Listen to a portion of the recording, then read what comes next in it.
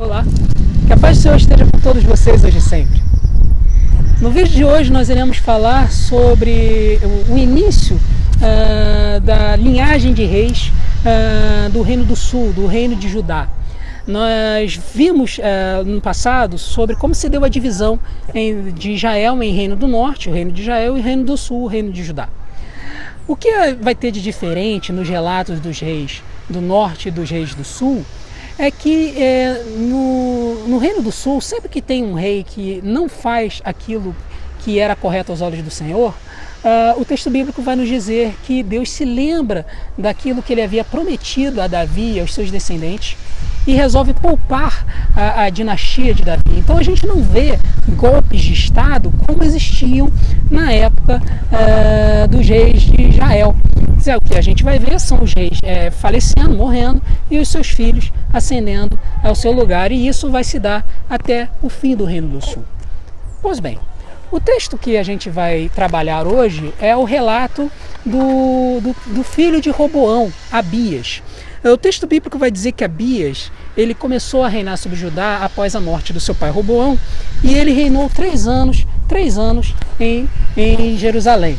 Né? E ele teve uma mãe chamada Maaca, que era filha de Absalão, e ele segue todos os pecados que o seu pai havia cometido. Ou seja, ele não segue a sua vida, não conduz a sua vida conforme a lei do Senhor.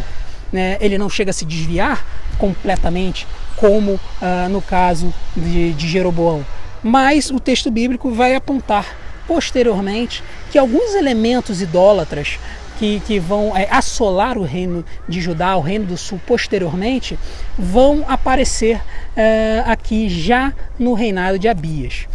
Abias ele reina por 3 anos, ele segue todos os pecados que seu pai havia cometido, porém o texto de 1 Reis vai dizer que por amor a Davi, o Senhor lhe deu uma lâmpada em Jerusalém, levantando seu sucessor e dando estabilidade a Jerusalém.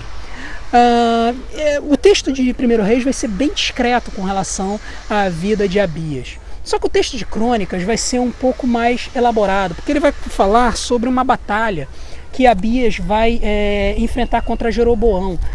Jeroboão, durante a sua vida inteira, atacou o reino de Judá, né, na tentativa de dominá-lo.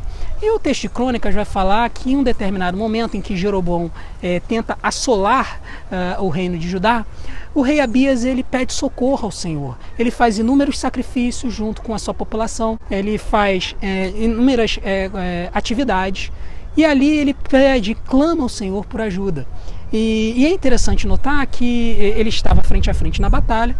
Quando ele clama ao Senhor, enquanto ele está clamando, Jeroboão ele cerca por trás o povo de Judá. Então Judá fica completamente cercado. Uma situação que aos olhos dos homens seria impossível de vencer. Porém Abias clama ao Senhor e o Senhor responde a Abias dizendo que Deus daria a vitória a ele.